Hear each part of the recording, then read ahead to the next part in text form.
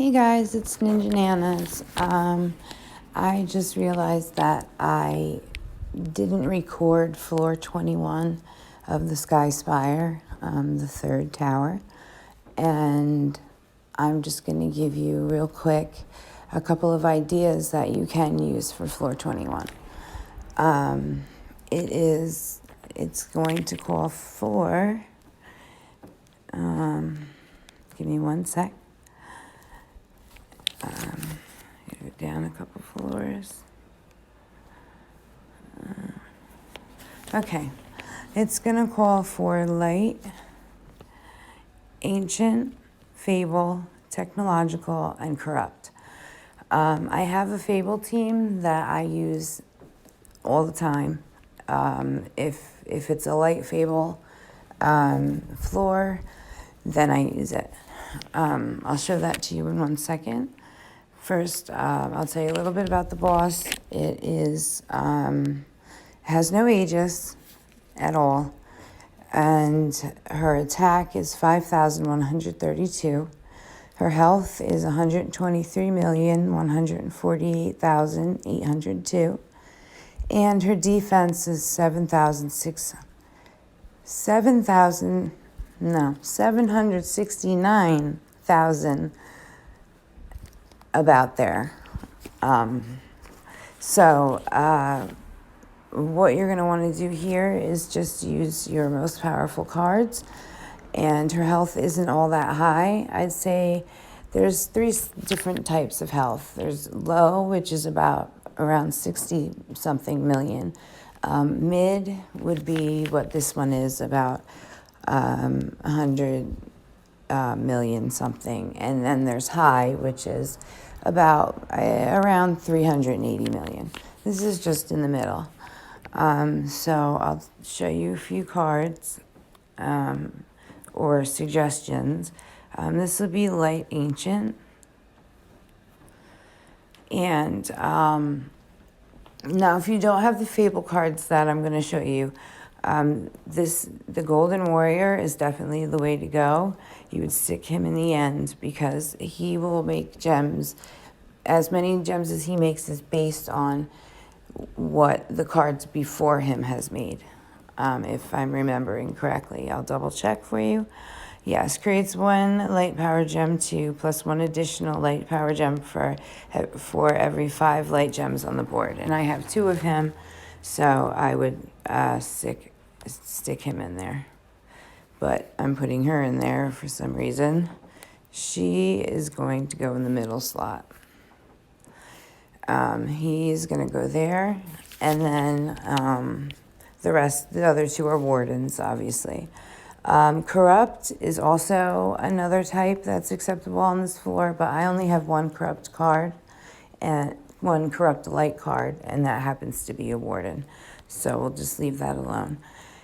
And next is technological, which I think is fun. I would put in, for the remaining 2, I believe let me just get out of there real quick. He creates 2 light power gem 4s. If you have more than 100 stacks of technological intensity, deal 100,000% damage and create 2 more power gems. He increases his own intensity by 5 every 3 turns, which isn't that impressive. But if you're, left without a choice of what else to use, you could definitely use 1 or 2 of him. I'm saying 1 or 2 because I do have 2, and I would probably stick both of them in. Not this one. And then I would also probably go with him, but he also depends on his technological intensity, if I'm reading correctly, on how many he converts 1 dark gem to light, and then depending on his intensity, it will be an additional 3 dark gems to light. So And he also increases technological intensity by 10. I'm sorry, I just woke up, so if I sound like I'm rambling, I'm just trying to get this done for you as quickly as possible. So here's the team that I actually would use. This is my Fable team, and I actually got all 5 of these cards from previous rewards that they had for one thing or another. Quickly, this is the first 3 cards have a high cooldown rate. It's up in the 7s or maybe 6s. This one's 7. Creates 1 light power gem 1 and 1 additional for every 8 stacks of fable intensity. And his passive, he increases the drop rate of light gems for the first 3 turns. Well, I don't use him until probably around the 10th turn, maybe a little sooner, around there, around the middle. And I don't use this guy either, or his twin brother. But he creates 1 light power gem 1 and 1 additional for every 10 stacks of fable intensity rounded down. Now, to get that intensity going, I use these 2 guys here. He's a 1 turn, so at every turn he's increasing fable intensity by 10. And again, so is his brother. The relics that I have in here, these are both light fable relics, and they each increase fable intensity by 5 per turn.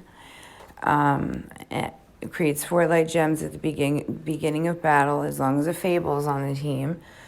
And if more than 10 light power gems exist on the board, receive 10% less damage for 1 turn as long as a fable is on the team.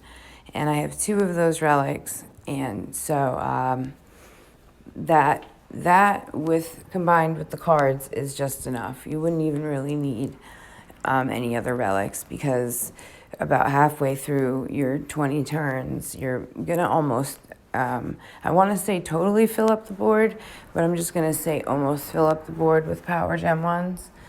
And then I just threw in, this is a god relic, this I don't remember, honored and mystic. So for this fable team, you're just going to pile on the intensity until you feel comfortable enough that you want to go ahead and set off these first 3 cards. Like I said, I don't touch them at all. I just focus on these 2 guys here and also let their relics do what they're supposed to do. And this team has never failed me. I can't remember one floor where I came out of it with a loss.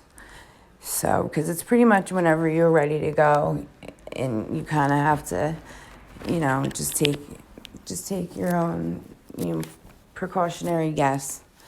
And so that Fable team will work out wonderfully for you.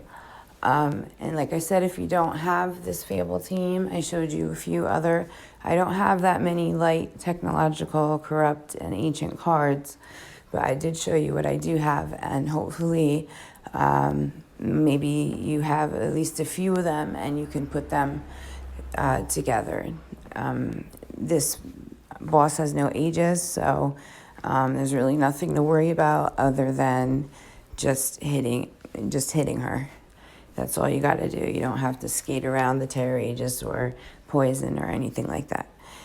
So good luck with that floor. I'm sorry I couldn't record the battle for you. I'm still trying to figure out a different way I can do these videos, and hopefully I'll figure that out soon. So thank you for joining me, and I'll be doing, I think it's going to be floor 29 of this tower, 28 or 29 very shortly. So thank you for joining me, and I hope I helped a little bit. Have a good day.